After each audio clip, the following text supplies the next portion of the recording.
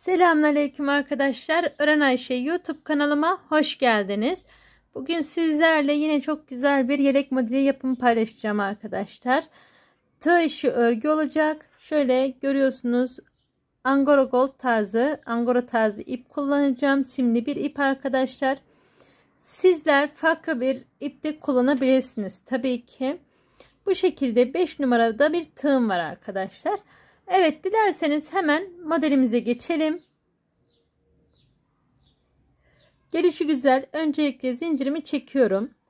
Ben sizlere küçük bir parça anlatacak olduğum için küçük bir parça zincir çekeceğim arkadaşlar. Sizler yapacak olduğunuz örgüye göre, örgü modeline göre zincirinizi çekersiniz. Bu modelimizden tabii ki sadece yelek modeli değil, şal modeli, eto şal modeli özellikle çok güzel olur. Bebek örgülerinde kullanabiliriz arkadaşlar. Bluz örgülerde, atkı modellerinde kullanabiliriz.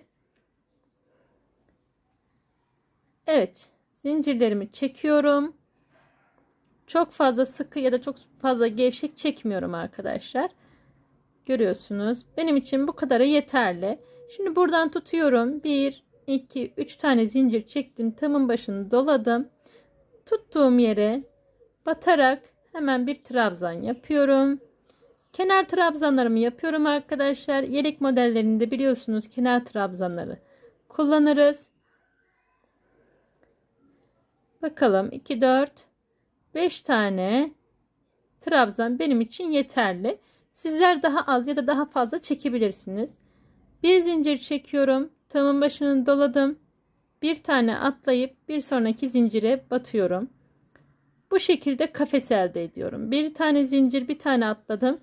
Bir sonrakine geçtim. Bir tane zincir, bir tane atladım. Bir sonrakine geçtim. Bu şekilde kafesler yapıyorum arkadaşlar. Ya ben kafes diyorum. İsterseniz yani siz nasıl tabir ediyorsanız artık şöyle kutu da diyebiliriz. Evet, bu sıramızı bu şekilde kutucuklar, kafesler yaparak devam edelim. En sonunda yine buradaki gibi 5 tane trabzan yapacağız arkadaşlar. Bir üstünde görüşelim. Evet arkadaşlar, gördüğünüz gibi bakın bu sıramı bu şekilde tamamladım ve kenarda da 5 tane trabzan yaptım. Görüyorsunuz. Şimdi bir sonraki sıraya geçmemiz için yine 3 tane zincir çekerek geriye dönüyorum. Tığımın başını doladım. Bakın hemen bu dibe batmıyorum. Buraya battığım takdirde arttırma işlemi yapmış olurum arkadaşlar. Buradaki zincirim alttaki trabzanıma denk düşüyor. Hemen yanındakine batıyorum. Yani o zincirim trabzan olarak sayılıyor. Bakın bu şekilde görüyorsunuz. Hemen yan yana trabzanlarımın üzerine trabzan gelecek şekilde yine 5 tane trabzanımı yaptım. Görüyorsunuz. Tabii ki sizler burayı daha fazla yapabilirsiniz. 1, 2, 3, 4 tane zincir çektim. Tığımın başını doluyorum. Bir tane kafesimi atladım. İkinci kafesimi atladım. Üçüncü kafesimin içerisine geliyorum. İkili bir trabzan yaptım. Ben burada 4 tane zincir çektim arkadaşlar. Benim elime göre ideal oldu. Sizler elinize göre burayı ayarlayabilirsiniz. 2 tane zincir çekiyorum. Tığımın başını doladım. Bakın aynı yere tekrar batıyorum. 2 zincir, tığımın başını doladım. Aynı yere tekrar battım. 2 zincir, tığımın başını doladım. Aynı yere tekrardan batıyorum. Bakın burada toplamda 3 tane yuva elde ediyoruz. 1, 2, 3, 4 tane zincir çektim. Tığımın başını doluyorum. 1, 2 tane kafes atlıyorum. Bakın 1, 2 buradaki trabzanın tepesine batıyorum. Burada ve trabzan yapıyorum. Hemen ortadaki trabzanın kafesimin içerisine batıyorum. Çok pardon. Burada toplamda 4 tane trabzan yapacağım. Fakat düzgün durması adına başındaki ve sonundaki trabzanları bu şekilde trabzan tepelerine yapıyorum arkadaşlar. 3-4 tane zincir çektim. Tığımın başını doladım. 1-2 tane atlıyorum. Üçüncüsünün bu şekilde içerisine geldim. Aynı şekilde 3 tane yuva olacak şekilde yapıyorum arkadaşlar. 2 zincir, tığımın başını doluyorum. Bakın. Aynı yere tekrar batıyorum. Aynı kafesimin içerisinde şu an 2 tane yuvam var. 2 zincir, aynı yere tekrar battım ve 3 tane yuvam olmuş oldu. Bu sıramız bu şekilde arkadaşlar. Tığımın başını doluyorum. Bakın 1-2 tane atlıyorum. Bakın burada ikinciyi üçüncüyü birleştiren trabzan tepesine batıyorum ilkine. İkincisini ve üçüncüsünü kafesimin içerisine batıyorum. Dördüncüyü de yine trabzan tepesine batıyorum. Bu sıramız bu şekilde. Bu şekilde yapalım. Kenar trabzanlarımızı da yapalım. Bir sonrakinde buluşalım. Evet arkadaşlar, bakın gördüğünüz gibi tamamladım. Kenar trabzanlarımı da yaptım. Şimdi burada 2 tane zincir çekiyorum. Bakın. Buradaki yuvamın içerisine geliyorum sık iğne olacak şekilde. Bakın burada sık iğneyi sabitledim, görüyorsunuz. Tığımın başına doluyorum. Yuvamın içerisine 1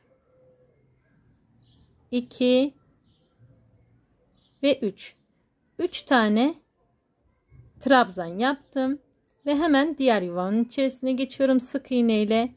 Bu şekilde hemen 3 tane trabzan da buradaki yuvamın içerisine yapıyorum.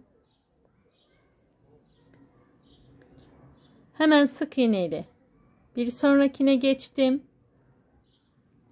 Tığımın başını doladım. 1 2 ve 3. Burada arkadaşlar bu sonuncu yuvamızdı. Hemen aynı yere bakın. Aynı yuvanın içerisine sık iğne ile bu şekilde batıyorum. Şöyle görüyorsunuz. 2 tane zincir çekiyorum. Tığımın başını doladım. Buradaki trabzanların tepesine trabzan yapıyorum.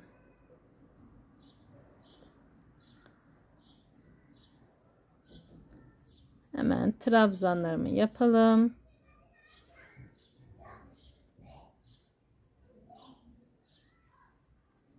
İki tane zincir. Bakın buradaki yuvamın içerisine geldim.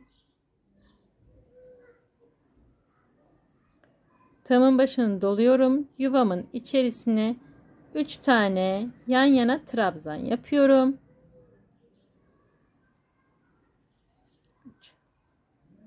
Trabzanlarımı yaptıktan sonra bu ortadaki yuvama geçtim. Bakın sık iğne ile geçiyorum. Tığımın başını doladım. 3 tane trabzan da buraya yapıyorum. 2 ve 3. Hemen bir sonraki yuvaya sık iğne ile geçiyorum. 1 2 ve 3. Bakın. Şimdi hemen dibine sık iğne ile batıyorum. 2 zincir çekip buradaki dolgularımı yapıyorum. Bu sıramızda bu şekilde devam edecek arkadaşlar. Yapalım, bir üstte buluşalım. Evet arkadaşlar, bir üst sıraya geçtim. Trabzanlarımı yaptım. Görüyorsunuz. Şimdi burada 1 2 3 4 tane zincir çekiyorum. Tıpkı alttaki gibi. Ve tam ortadaki yaprağımın tam ortasına, yani ikinci trabzanıma tığımın başını dolayarak batıyorum ve trabzan yapıyorum. 2 zincir, aynı yere tekrar batıyorum. Bu birinci yuvamdı. 2 zincir, aynı yere tekrar batıyorum. İkinci yuvamı yaptım ve üçüncü yuvamı da yapıyorum. 1 2 3 4 tane zincir çekiyorum ve hemen buradaki ortadaki trabzanlarıma geçiş yapıyorum. Bu ortadaki trabzanlarım zaten hiç değişmiyor arkadaşlar.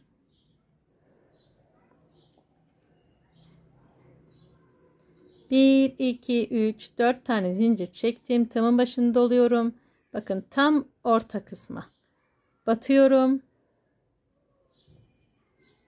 2 zincir, aynı yere tekrar. Bakın yuvalarımı oluşturuyorum. 2 zincir, aynı yere tekrar. 2 zincir, aynı yere tekrar. 3 tane yuvamı oluşturdum. 4 tane zincir çekiyorum. Hemen bir sonraki trabzanlarıma geçiyorum. Arkadaşlar modelimiz bundan ibaret, tekrarlıyor kendisini. Ben şimdi sizler için birazcık büyüteceğim. Modelin daha güzel ortaya çıkması adına şöyle göstermek istiyorum. Şu an tam belli değil ama birkaç sıra daha yapıp geleceğim arkadaşlar. Evet arkadaşlar, bakın gördüğünüz gibi ben bir iki sıra daha yaptım. Kolum ağrıdığı için çok fazla yapamadım arkadaşlar ama modelimiz gayet güzel ve anlaşılıyor. Yani ben buna yonca modeli diyeceğim çünkü gerçekten yonca gibi oldu. Tığ işi yonca modeli diyebilirim. Umarım sizler de beğenmişsinizdir ve benimle birlikte yapmak istersiniz. İnşallah bir sonraki videolarda görüşmek üzere arkadaşlar. Allah'a emanet olun, sevgiyle kalın.